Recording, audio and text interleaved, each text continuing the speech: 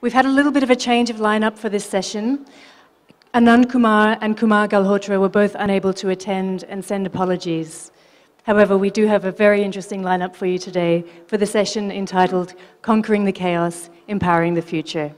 Please join me in welcoming Yashwant Sinha, Ravi Venkatesan, Naveen Chawla, and Paranjoy Guha Thakurta. Namaskar. Good afternoon. This is a subject which is sufficiently broad for everybody to speak his mind on the subject, Conquering the Chaos. In fact, that's the title of a book which the gentleman to my right, Mr. Ravi Venkatesan, has written. And we have here a representative of the corporate sector, now an author, now also a person who is spearheading a philanthropic movement. To my left, well-known politician. To his left, we have a former bureaucrat who went on to become the Chief Election Commissioner of India.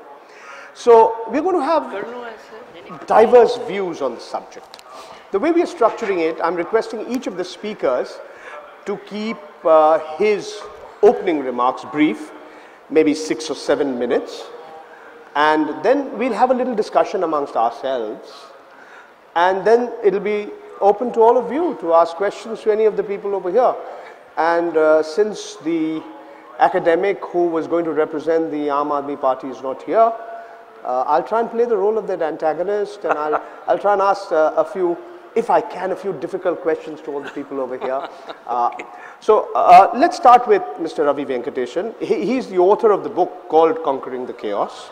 He's been a part of the corporate sector for over 2 decades. He's worked in various multinational corporations, which include Cummins. He's been the head of Microsoft here in India, and by his own description, he's a serial CEO. So let's start with you, Mr. Venkatesan. Thank you. The subtitle of my book is, If You Can Succeed in India, You Can Succeed Anywhere. And this panel was a perfect illustration of that, because until an hour ago, we had no idea who would actually be on it, which is why, Paranjoy, you very thoughtfully decided there's no point planning. We'll make all our decisions on the fly. No, but seriously, this book is all about, India and multinationals. And because that's a subject that I care passionately about. It turns out most multinational companies aren't successful in India. They find our country to be an incredibly challenging place to do business. And so most of them have not yet found a way to make India a relevant source of their growth, their profits, etc. And this has troubling consequences. Not only are the companies losing out on a country of 1.2 billion people, one of the most important economies of the future, but India equally is losing out on what multinationals should be bringing, which is investment, technology and know-how and jobs, and I was bothered by that. So in this book I look at a couple of things which I think are quite relevant to, or maybe of interest to all of you. The first is, given how difficult a place India is, why should a multinational even bother? Now, in 1962, we had an American ambassador to India, John Galbraith, and he described India then as a functioning anarchy. And to many of us, it appears to be true 50 years later.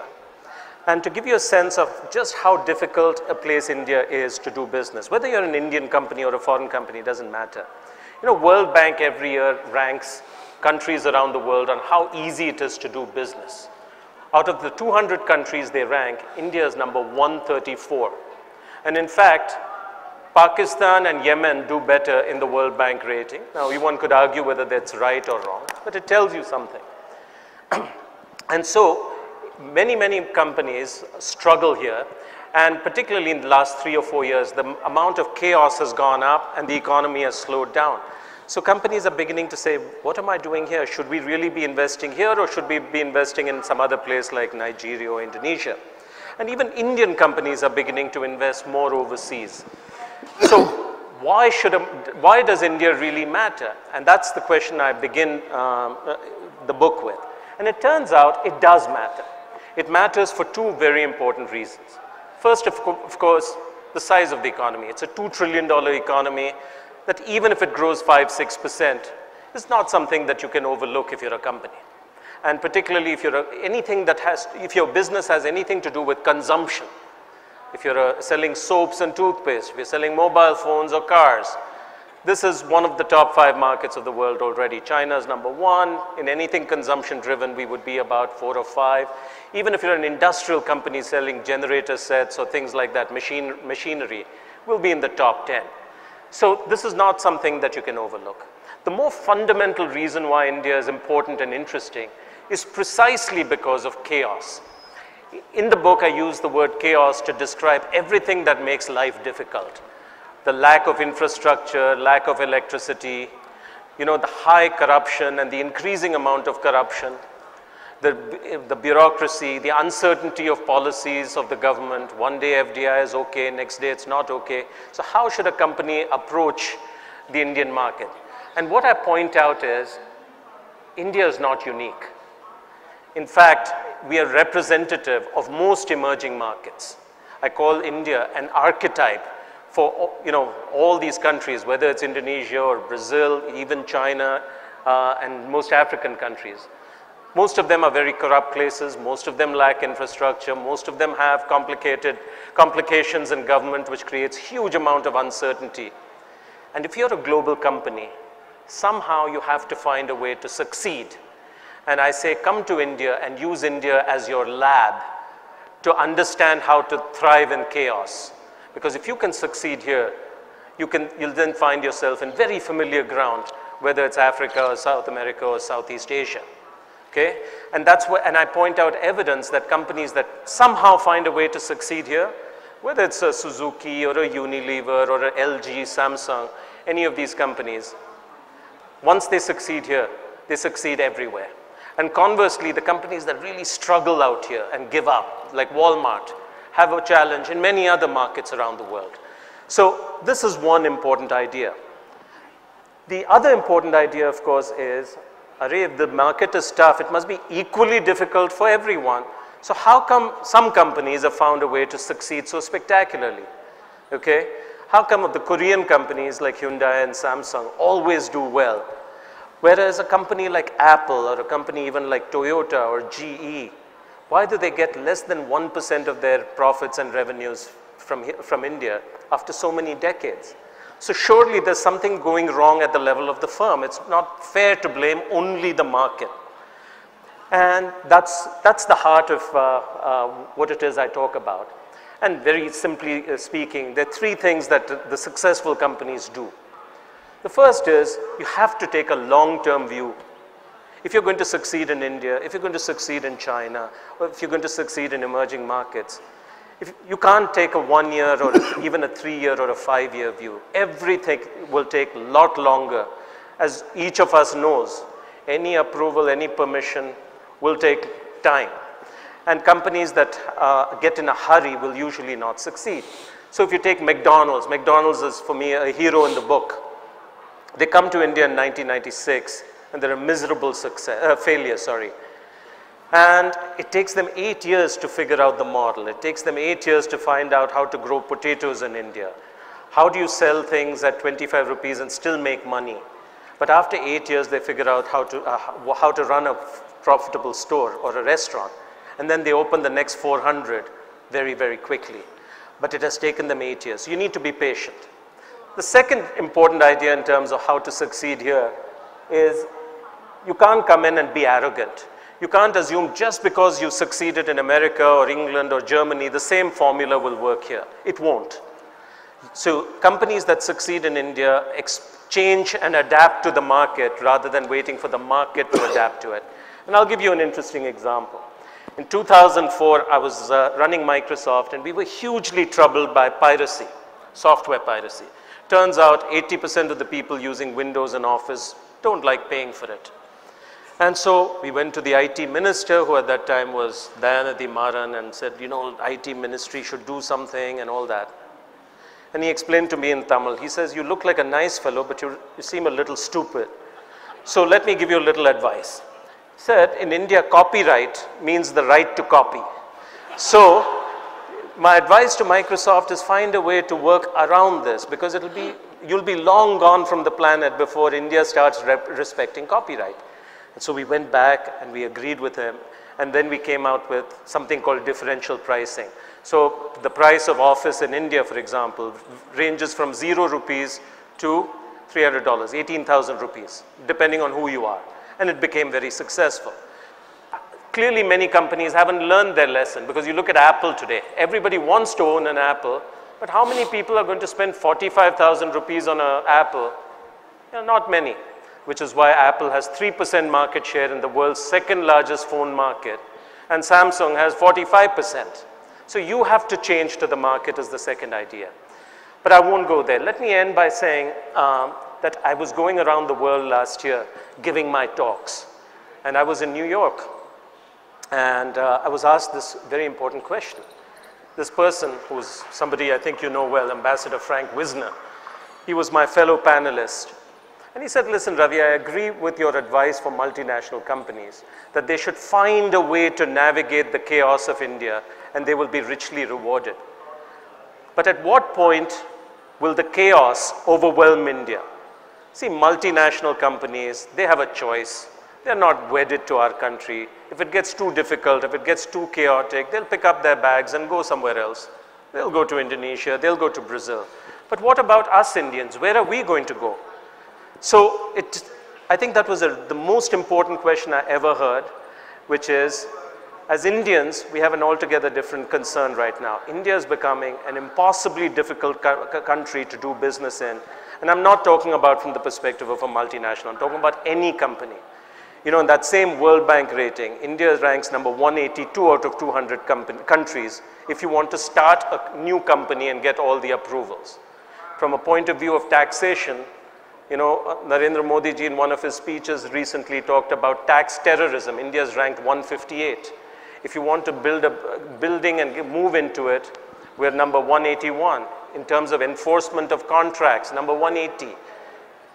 I think we really need to reflect. I'll just pause out there. All right, thank you so much, Mr. Venkatesan. I have quite a few questions as he was talking. I sense a kind of a dichotomy in what he was saying, but I'm going to leave the questions for a little later. At one level, he said, you know, India is not unique. We always thought we were unique. Wow, okay, we are not unique, mind you. We only have 17 languages on our currency note, okay, but we are still not unique. But yes, he says, you have to be patient, you have to learn to adapt, and so on and so forth. So we're going to take up some of these questions, but let me get a different perspective from Mr. Yashwant Sinha. He was used to be, belong to the Indian Administrative Service, and then he, at a time when he became finance minister, the country went through a very, very difficult time. I mean, India had to auction, I beg your pardon, mortgage official gold reserves. I'm talking about early 1991. Thereafter, Mr. Sinha again became finance minister of this country. He's an important leader of the Bharatiya Janata Party from Jharkhand. He currently heads the Standing Committee on Finance. And let's hear what he has to say. Over to you, Mr. Sinha. Thank you, Paranjoy. Let me begin what I want to say with a story which I read many, many years ago. Somebody was traveling to the US and he picked up a newspaper which was published from New York, and among other things it talked about how a taxi driver swindled a passenger in New York, where rapes had taken place, where murders had taken place, where trade union activities were at their peak, and all the bad news was published in that newspaper. On another occasion, he was traveling to the Soviet Union, and on the way, he picked up a newspaper published from Moscow, and that newspaper said how everything was absolutely hunky-dory, how we were beating the Russians, were achieving higher and higher productivity norms in each one of their production lines, how law and order was absolutely first rate. and how everybody was just engaged in the business of promoting and furthering the cause of the Soviet Union. Many, many years later, we knew what happened to the Soviet Union. And we know where US is today. The point I'm making is, India may be a functioning anarchy, but India is also a functioning democracy. And, I am not here to promote not even my party, but I'd like to say that the success that AAP achieved in Delhi represents the majesty of Indian democracy. The manner in which governments have changed hands, including recently in this state, represents the majesty of Indian democracy. The manner in which today a person whose mother used to clean utensils in the neighbors' houses, and he himself in his childhood sold tea in train compartments and is today the aspirant to be the Prime Minister of India, represents the majesty of Indian democracy. India is the only country in the world, and I'm talking of the so-called developing countries or third world countries, where we gave ourselves a constitution on the 26th of January 1950, and since then that system has functioned, albeit with problems, and I'm sure Naveen Chawla is going to tell us what those problems have been in implementing or enforcing the majesty of Indian democracy. But wherever you look at a democratic country, you will get the same feeling that Ravi Venkatesan has, that it is anarchy and we have to conquer anarchy. In a democracy, you don't conquer anything, you tackle problems. So if there is anarchy here and there, there is disorder, then those issues will have to be tackled. Problems will have to be sorted out. But is India alone in this? Look at what is happening in Bangladesh. Look at what is happening in Thailand. Look at what is happening in Cambodia. And I'm talking about these countries because I spent a little time recently in both. Look at what is happening in other democracies which are trying to wrestle with all the problems that they are facing. And let's not forget what people said about India when we had demanded freedom from the British. We were told we will not be able to manage our affairs. Let's go back to that famous sociologist, Max Weber. Max Weber said, Indians will never become entrepreneur because our ethic, the Hindu ethic, militates against it. We have proved all of the so-called naysayers, the doomsday predictors wrong. And we have done well, and we can be proud of the fact that we have done well. And I'll say, in the life of a country,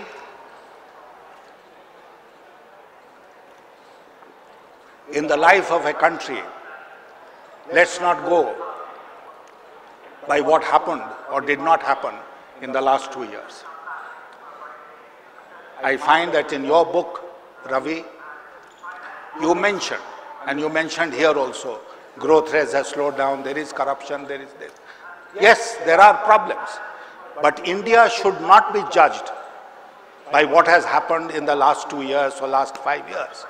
India should be judged by the long-term record that we have established since independence, or especially since 1950. And let me tell you today, I remain absolutely confident of the future of India.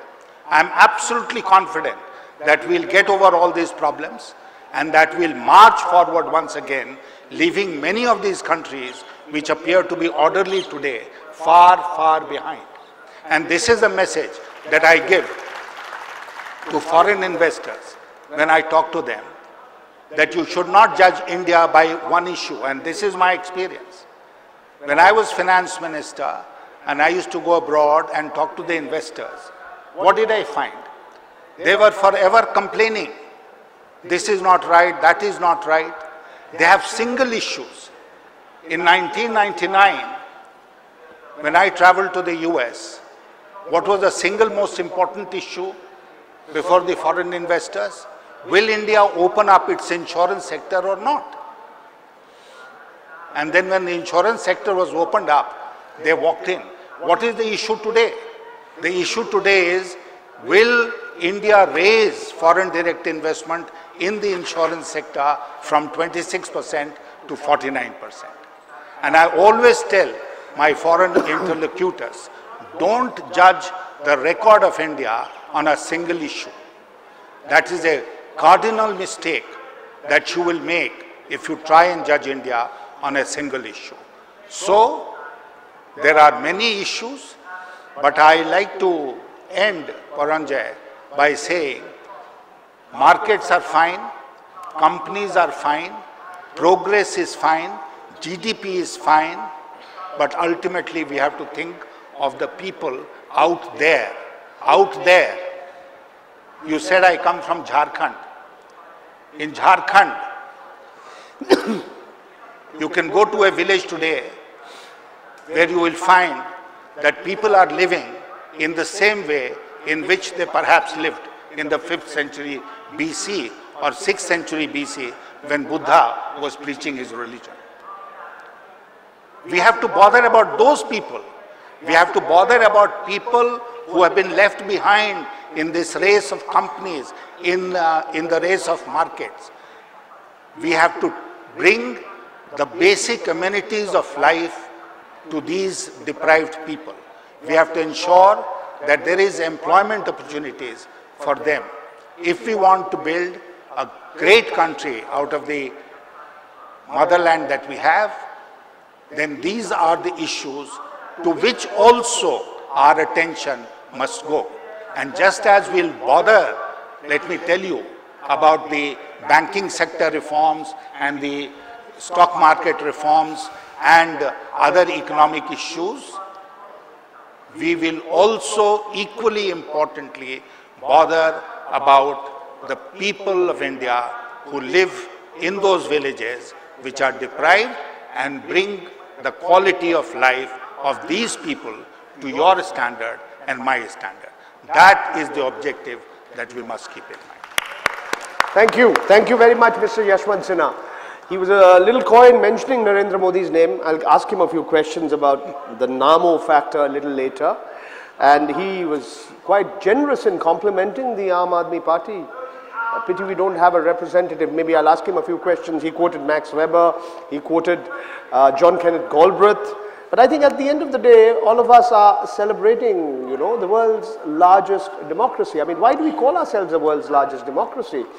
The 16th general elections are going to take place a few months down the line. A lot of us don't realize that in the last 15 general elections, the regime has changed on 7 occasions. That's a pretty good track record for a democracy. And one of the institutions that all of us are very proud of is the Election Commission. You know, the same bureaucracy who we love to hate, suddenly they start roaring like tigers and lions once they become part of the Election Commission. So I now have the floor open for Mr. Naveen Chawla. He joined the Indian Administrative Service in 1969, Union Territory cadre, and he was in the IAS from 1969 to 2005. And in 2009, he was the Chief Election Commissioner, and under his stewardship, the 15th general elections took place in April and May this year. Mr. Chawla. It's a great opportunity to be here, Thank you for listening. I agreed with practically everything that the previous speaker, Mr. Sinha, said. So I'm not going to repeat much of that because we're on the same page on 90% or so of what he said. As regards conquering the chaos is concerned, I think the Election Commission of India has conquered the chaos. Will you agree? Yes? If yes, then clap. Okay. So by and large, since we are a democracy and we don't have compulsory voting, 60% of you clapped. I can feel 40% didn't or couldn't hear me. Mr. Chawla, 60% of those eligible to vote in this country. Well, you know, not long ago, I found myself at a conference in a South American country that I'm not going to name. And my subject was democracy in poorer countries. Now, we are a $1,500 per capita country, right? The country that I was in was about $30,000. And there was a sort of paternalistic feeling that how does a poorer country organize its democracy? Is it really democracy? Of course, we have major short points. We have the insecurities of food, of sanitation, of housing. These are the most important things that we have to conquer. We're on its path. We'll get there as he feels, and I entirely agree. But we still have to get there. But we don't have the insecurity of the fear of speech. Unlike many high per capita incomes countries that I go to, where people are afraid to write, to speak, and to give their opinions. If I take you to our country, and I know that many of you feel strongly that this is not being done, that is not being done, which is why an Aam Aadmi Party has come up, which is very interesting. But you will note that from 1951-52, when we had our first election, India has always done its elections on time, every time. There has always been an orderly transition of power. The person who loses, the party that loses, the Prime Minister who loses, hands the baton over to the person who emerges as the winner. Election petitions take place, but everyone who files an election petition against a particular order or a particular result believes in the verdict of that court, even though that verdict might come 3 or 4 years later. These are no mean achievements. These are very big achievements. Now I take you to our neighborhood, where I'm not going to name any country, because I have friends in them all and I visit them all. But there are some countries in our neighborhood where there are long periods of military rule with brief interludes of democracy. There are other countries which have not been able to even give themselves a constitution yet. There are other countries where there have been the most wrenching of insurgencies for years altogether, with bloodshed and great unhappiness and divisions and anarchy in those countries. There are other countries where a single family takes rule. None of these things have happened in India. So while we do a lot of chick every day, and even I as a former IAS officer do a lot of chick, the fact is that these things can't be taken away. These we have achieved. Remember that in 1947, when we got independence, and on the 26th of January, when we got a constitution in 1950, the Election Commission of India was set up one day before, on the 25th of January 1950. And our Constituent Assembly at that time and our founding fathers said that we were going to give universal adult franchise, which included to women. And you know that in many countries in the West, women had to fight and fight so hard to be able to get the vote. And we got it. We got it because of the wisdom of the Constituent Assembly, of a Dr. Ambedkar, of the far-seeing vision of a Jawaharlal Nehru, who not only set up institutions but didn't interfere in them. He allowed the high courts to come up, the election commission to come up, set up the All India services to which both of us belonged at one time. The foreign service, the central services. So set up institutions.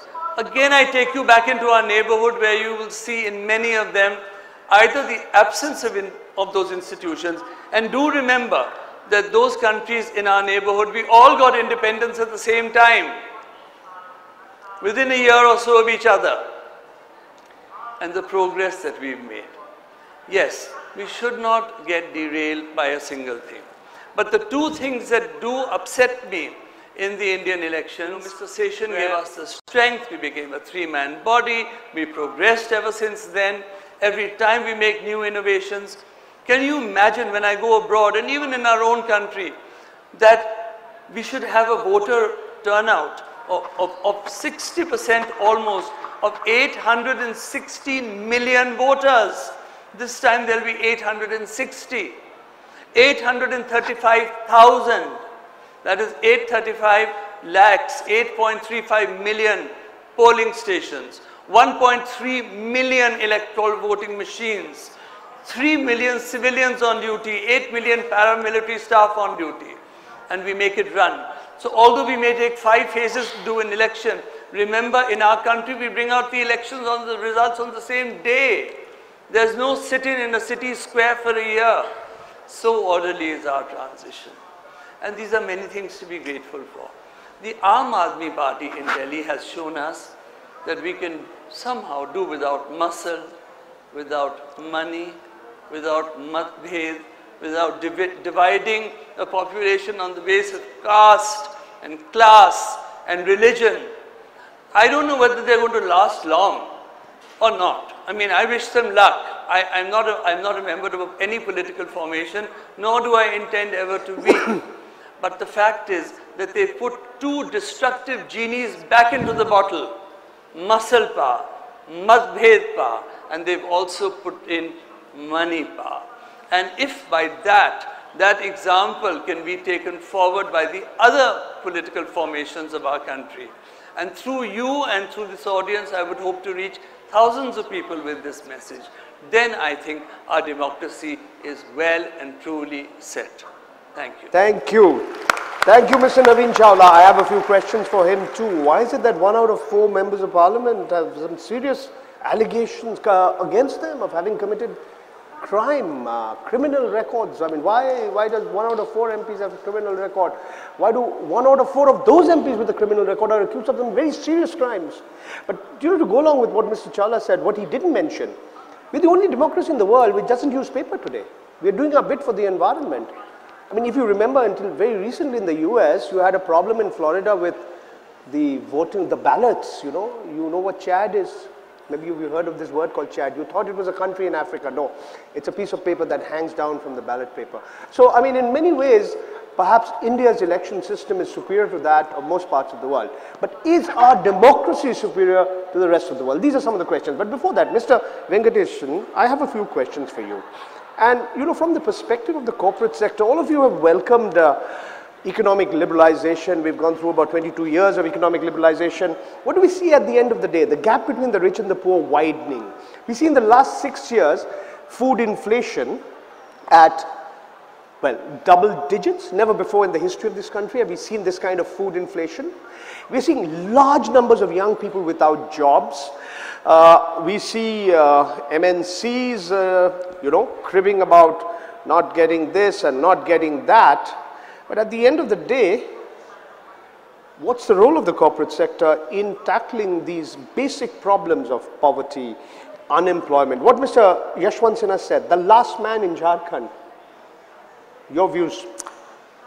Actually, we had a full session day before yesterday on this. It was called Growth and Development, and we had Professor Dipankar Gupta out there, and so we thrashed this pretty well.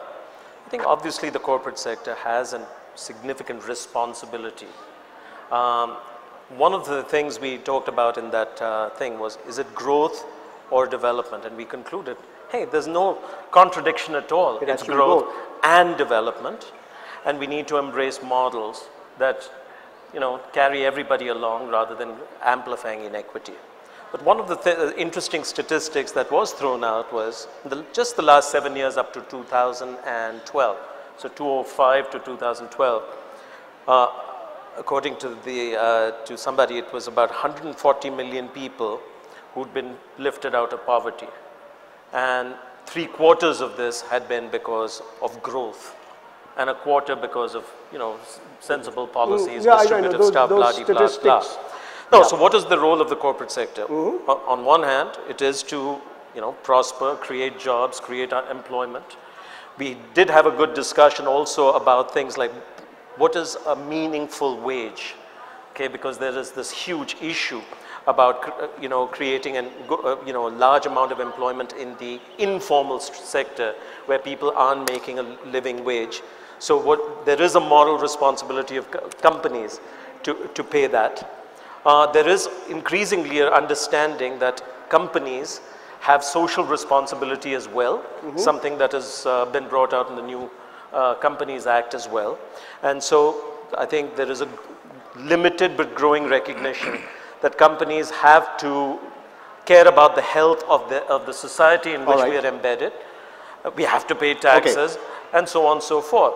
But I do want to go back to the comments of my worthy colleagues. I think the issue is about the glass, is it half full or half empty? It is substantially full. I don't think there's any question about India's substantial achievements since independence or any particular period of time. The question is this gap. And do we want to compare ourselves with our South Asian neighbors, or do we want to compare ourselves with the developed world? What is our aspiration? I think that is what would unite all of us, I imagine, and reconcile the difference. One other question. Mr. Chawla talked about the Aam Aadmi Party and this whole thing about money power. The corporate sector has been complicit in corruption.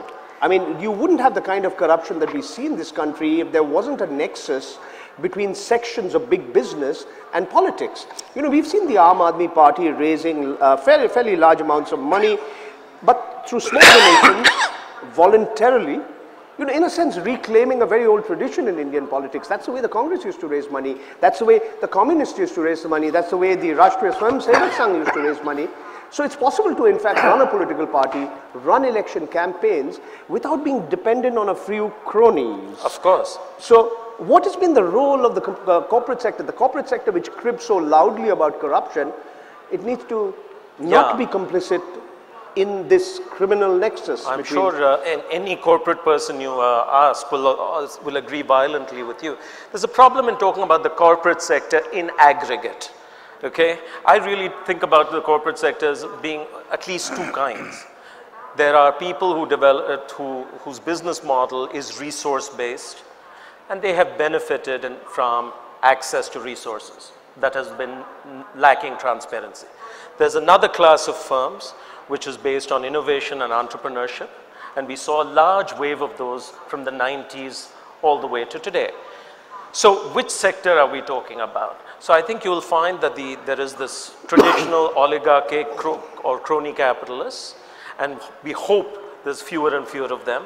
But I think we have shown in the last decade or 2 decades that in India excellence is possible, innovation is possible, world class is possible.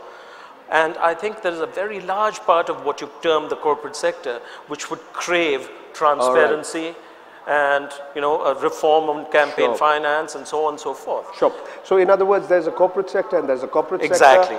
And it's there is unfair India to and there's Bharat. The only thing that you can generalize about India is that you cannot generalize about India. All right, okay. Exactly. One last question to you, Mr. Venkatesan. Why is the corporate sector so enamored of the Chief Minister of Gujarat? Usually the corporate sector is a little coy about, expressing his political preferences in public. But here we have people who don't usually talk so loudly, praising him to high heaven, whether it be Sunil Bharti Mittal or Mr. Mukesh Ambani or Mr. Ratan Tata. I mean, why is the corporate sector so enamored of Narendra Modi? I haven't done a poll or a survey, but if I were to take a guess, I would say the last few years have been rather difficult for all businesses in all the ways I talked about. We all, there's this myth that the economy has slowed down because of the current account deficit or because of, policy and the lack of FDI in sector A or B or whatever. That may be. The fundamental truth is things have slowed down because the resistance to getting anything done on the ground has really skyrocketed over the last 3 or 4 years. Routine decisions, which don't need any reform, have got bogged down. Environmental clearances, this, that, and the other. And so there has been a real sort of perceptible Mr. Moily absence of super leadership. fast. And so, you know, there are the corporate sectors saying, hey, listen, maybe it's time for change. Maybe we need more decisive leadership with all the many questions around it. And Mr. Modi has shown that at least at the level of a state, he is able to deliver reasonably efficient services, infrastructure, and a pro-growth environment. And the question is whether he can do it at a national level in a country I'm going to ask precisely that question to Mr. Yashwant Sinha. Can the Gujarat, so-called Gujarat model of development be replicated across the country? Especially, Mr. Sinha, when you look at your party, the Bharatiya Janata Party, we have 543 Lok Sabha constituencies in India, but in roughly 200 of these constituencies, the Bharatiya Janata Party doesn't exist. It's almost non-existent. I mean, I can name 4 states which together account for, say, 145 Lok Sabha seats, where the BJP is virtually, I mean, it's non-existent. Kerala, Tamil Nadu, Andhra Pradesh, and West Bengal, together about 145 seats. Your response, sir. Well, you said that we don't exist in 200 seats out of the 543. We exist in the 343 seats, and we'll win 300 of those seats in the next election. Oh, that's a very, we'll hold Mr. Yashwant Sinha, May 2014, not very far away. You are talking of statistics, so am I. Okay. The question was about Gujarat. Yes. The question was on Gujarat, and I am on record in an interview which was widely published, in which I have said that a state model cannot be replicated at the national level wholly. In its entirety, it is impossible to replicate the model of development of a state, whether it is Bihar, and I see Mr. Pavan Verma sitting here. He is the advisor of the Bihar Chief Minister, cultural advisor, not agricultural advisor. But why is it not possible to replicate a state's model of development at the national level? Because at the national level, you are dealing with a whole lot of different issues. Ravi was talking about the CAD, the current account deficit. You don't bother about the current account deficit in a state. You don't bother about the overall implications of the fiscal deficit of the state vis-a-vis the whole country. You are not controlling banking. You are not making company law. There are a whole lot of laws which are made by the government of India. So working at the level of the central government is in many ways a different kettle of fish than working at the state level. Having made that point, I'll say that the experience that you derive, you gain at the grassroots level is an enormous strength when you work at the central level. The service to which Naveen, Chawla and I belonged had this advantage, because you are assigned to a state, you work in the state at various levels, then if you wish, you can come to Government of India, bring all that experience to bear on whatever you are deciding for the whole country at the level of Government of India. And let me tell you that as a Member of Parliament Lok Sabha, today I have gone back to my old district days, and I am tackling those issues as a Member of Parliament that I used to tackle when I used to be a district magistrate or a sub-divisional officer. Because those are the issues which are live issues with the people, whether they are getting drinking water, they are getting irrigation water, they are getting electricity, whether they have roads, or they have schools, or they have health facilities, or whatever. Why am I saying it? Because, and I don't mean any disrespect to anyone, but we have people in the government today who do not have grassroots experience. The head of the government has contested only one election in his life and lost that election. And after that, he never went back to the people. You can't run the democracy of India at the level of the Government of India through this surrogacy.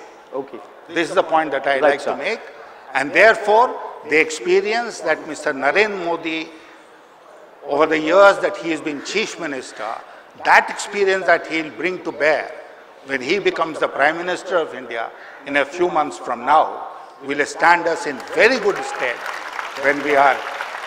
Time alone will tell whether Mr. Yashwant Sinha will be proved right or wrong. We have to just wait for a few months. He's absolutely right. Dr. Manmohan Singh is maybe the most educated Prime Minister India's had. I didn't name him. No, he didn't name him. I'm naming him, sir. He's also the first and only Prime Minister of India who's never won a Lok Sabha elections. But one last question to you, Mr. Yashwant Sinha. Rightly or wrongly, the Bharatiya Janata Party and Mr. Narendra Modi is perceived to be he as an individual and the party as a party do not command the support of the overwhelming majority of the Muslims in this country. Muslims account for 1 out of 7 Indians, roughly 14% of the population of India. There are more Muslims in India than in all but 2 countries, Indonesia and Pakistan. There's 9% of Gujarat's population is Muslim, 14% of India's population, but states like Bihar and UP, it's close to a 5th. States like Bengal and Kerala, it's close to a 4th. If indeed, sir, the majority of the Muslims of this country or the overwhelming majority of the Muslims don't vote for the Bharatiya Janata Party, are you depending only on the support of the 80% plus of the Indian population who are Hindu to win elections, sir? We are certainly counting on the support of that 80%, and we are trying our level best to ensure the support of the remaining 20%. Let me tell you, I contest elections, and every time I reach out to the sections to which you have referred to. There is a great deal of misunderstanding. It might take time for us to remove those misunderstandings, but that is not going to stop the BJP from coming to power at the center, just as that did not stop the BJP from securing an overwhelming majority in Rajasthan. Okay, thank you. Thank you. So we are going to get there.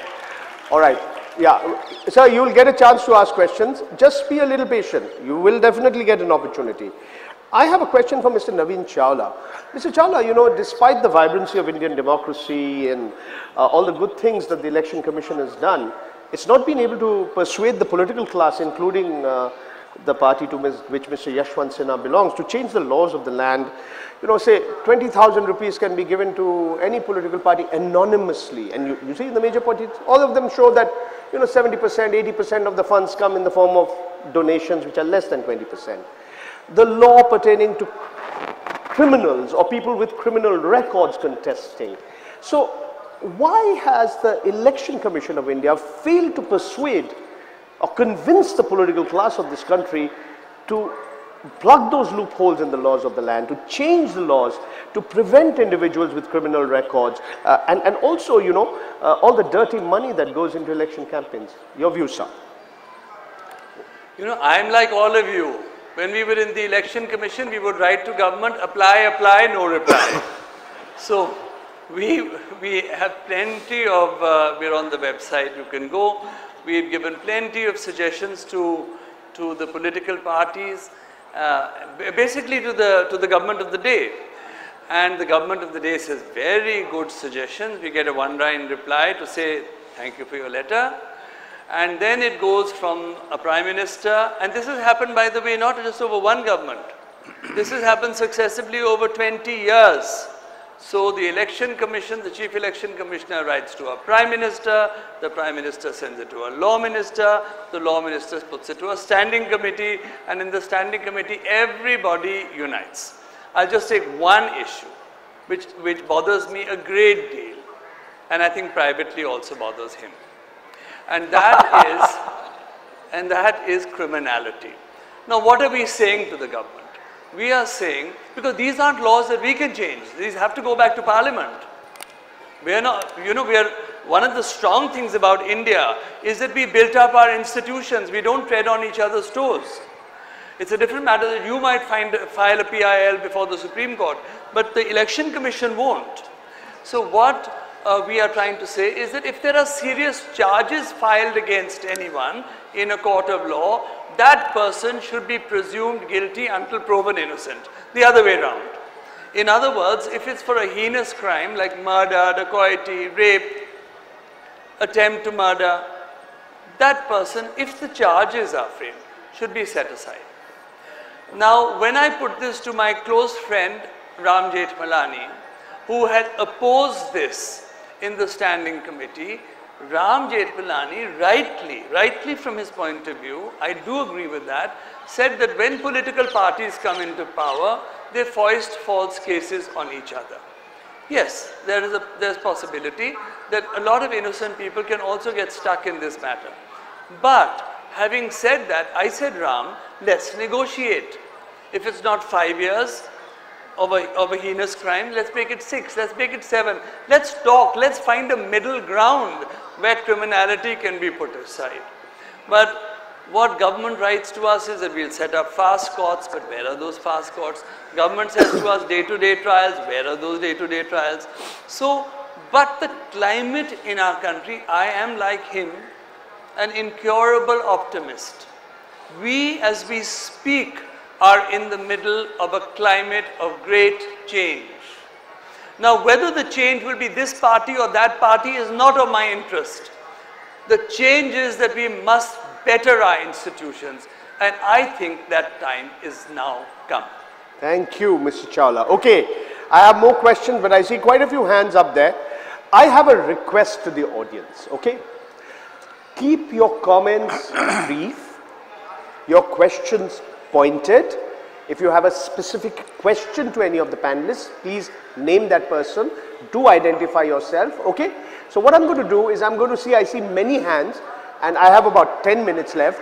So I'm going to take 3 or 4 questions, and then I'm going to ask the panelists to respond, and if there's time for a second round, I'll do that. Please speak into the microphone. It's your choice. You pick whoever you want to, whichever hand you see. Yeah, no comments please, only questions. My question is to Mr. Yashwant Sinha. You already asked that. Sir, your name, sir? My name is Arun Vadera. The question is very specific. The demand side runs the corruption in the country. So political funding, why should the political parties kind of, hide behind the law, whether less than 20,000 or above 20,000? Voluntarily, all right, or voluntarily one. Second is political parties, why don't they want to come under RTI? Very clear. Okay, sir. Very good. Are there any questions on this related subject, on the funding of political parties and the transparency of political? Are there any questions specifically on this issue? Yes, please. The gentleman at the back, perhaps. Yes, go on. My name is Vatsal. Sir, my question is basically to Mr. Naveen Chawla. Recently, there was a judgment which ordered political parties to be brought under the ambit of right to information. Right. I want to get his views on that. All right. Okay. All right. Let's take a few more questions. There's a lady up here. There's a gentleman over here. Please. My question is also related to the value derived from funding, which is basically publicity and promotion for the manifesto of the, the political party concerned. Why, when we have the Prasar Bharati Act, which offers a platform like television for social purpose, there is a 15-second, 20-second capsule which can be increased. Why do we not allow our political parties more access to, proclaim their message, so that this demand on money can be reduced and they can get the necessary visibility? Okay, all right. So I think I'm going to ask Mr. Sinha and Mr. Chawla to react to this, and I'd link something to what you're saying, because when you talk about Prasar Bharati and Doordarshan, it's like state funding of elections. Why can we not have government funding of elections as exists in certain countries across the world? Any question on this related subject? Pavan Verma here, please. Yeah, we'll get him. And we'll get the Aam Aadmi Party also in, sure. Yes, please. I just want to refer to what Mr. Chawla said, that it has been 20 years since countless reports from the Commission have gone to government, and many of them are in the standing committee. no action has been taken. I remember one of the reports was clearly on the repealing of the act, the law which allows donations from unnamed donors if it's below 20,000. Now everyone knows, and that's the question, that the beach of corruption lies in the nexus between black money and politics, unaccounted money and politics. If it takes 20 years in spite of such a vigilant election commission, is there no other recourse for change? Okay, good question. हाँ भैया जी, आप भी आप sir मैं बोलना चाह रहा हूँ. आपको मदद मिलेगा जरूर सर. सर मैं बोलना चाह रहा हूँ. हाँ जी, आप कहिए भी, आप भी कहिए. हाँ जी. मेरा क्वेश्चन यशवंत सर से है. सबसे पहले तो मैं उनको कॉन्ग्रेचुलेट करना चाहूँगा कि उनको 300 सीटें मिल रही हैं, और साथ में मैं ये आशा करता हूँ कि उनके साथ वो ना हो जो दिल्ली में हुआ था. और मेरा क्वेश्चन ये है कि आम आदमी पार्टी से तो आप 101% की गारंटी करते हैं कि वो सच रहेंगे, वो अपनी सारी पॉलिटिकल फंडिंग शो करते हैं अपनी वेबसाइट पे. तो मेरा ये क्वेश्चन है कि बीजेपी कब अपनी फंडिंग को ऑनलाइन करेगी? एंड सेकंड क्वेश्चन कि अरविंद केजरीवाल और आम आदमी पार्टी अगर नहीं होते तो क्या हमें वो चेंजेस देखने को मिलते जो आज हम देख पा रहे हैं, जैसे कि वसुंधरा राजे जी लाल बत्ती पे रुक रही हैं, आज वो सीएम हाउस में जाने से मना कर रही हैं, और अगर हाँ तो जब वो पिछली बार रही थी चीफ मिनिस्टर तब उन्होंने ये स्टेप्स क्यों नहीं लिए? दूसरा क्वेश्चन मेरा नवीन सर से है. सर हम मीडिया के रोल के लिए बात करते हैं कि इलेक्शन कमीशन मीडिया को वॉच करता है इलेक्शन के टाइम पे. तो मैं आपसे पूछना चाहूंगा कि एक मीडिया ऑर्गेनाइजेशंस जब इलेक्शन से 10 दिन पहले किसी पार्टी को 18 से 20 सीटें दिखाते हैं और जस्ट इलेक्शन से 2 दिन पहले 4 से 6 सीटें दिखाते हैं, तो इस पे कुछ डाउट नहीं होता कि उनकी मोटिव क्या है और उस पर इलेक्शन कमीशन को कोई स्टेप नहीं लेनी चाहिए क्या? बिल्कुल ठीक, बहुत महत्वपूर्ण सवाल आपने उठाया. अच्छा एक मिनट, वो पीछे जो भाई साहब, गो अहेड. एक मिनट भैया, मेरी टोपी तो सर मैंने विचारधारा के लिए. एक मिनट भैया, एक मिनट, वो भाई साहब को एक सवाल पूछूं, आपको मौका मिलेगा. हाँ, यस गो ऑन. मेरा प्रश्न ये है कि जब हम पॉलिटिकल पार्टीज की फंडिंग की बात कर रहे हैं तो हमारे देश में एक पार्टी की अध्यक्षा अपने जन्मदिन पर 1456 लोगों से 20,000 रुपए का गिफ्ट ले लेती है. क्या वो फंडिंग करेक्ट है? ठीक है जी. क्या उसके लिए लोकसभा में कुछ किया जा रहा है? Okay, alright, okay. Sinha ji, maybe you can react first, then Mr. Chawla you can react.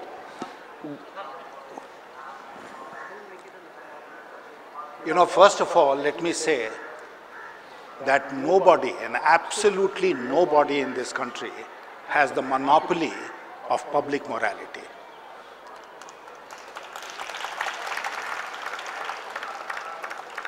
What some of our friends are trying to do and show today is something that has been done in this country on many, many occasions. As an IAS officer, I used to go to office even in Delhi on a bike. How many of you are aware of this? Even in this meeting, I came unattended by myself. The only person I knew or whose telephone number I could get was Ravi Venkatesan. And asked him, I called him and I said, where are you people? Because I am lost, I don't know where to go. So, forget that some people alone are setting standards which this country has never known before. We are all aware. But having said that, I'd also like to say all of us are interested in rooting out criminality from politics. All of us are interested in rooting out money power from politics, muscle power from politics. I have been contesting elections since 1984 when I left the IAS. And today we are on the verge or the threshold of 2014 elections. A lot has changed. And I like to give credit to the Election Commission that have changed that. 1995, I was contesting the assembly elections of Bihar from Ranchi.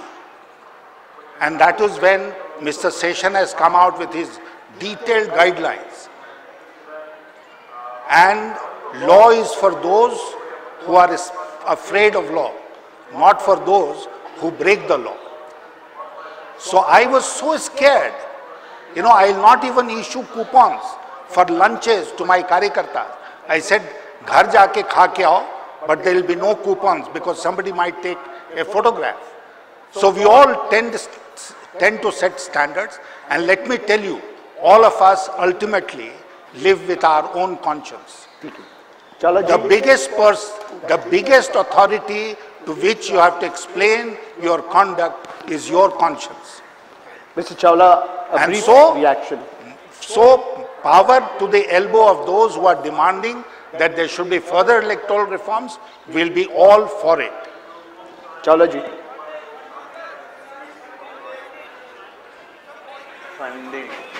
Chawla जी को मौका दीजिए, वक्त कम है। भाई political funding में election commission के नियम के अनुसार all of us have to submit our income tax returns every year to the Department of Income Tax. Now there is a law which says that you can't take, you don't have to give the names and addresses of those receive a contribution of less than rupees 20,000.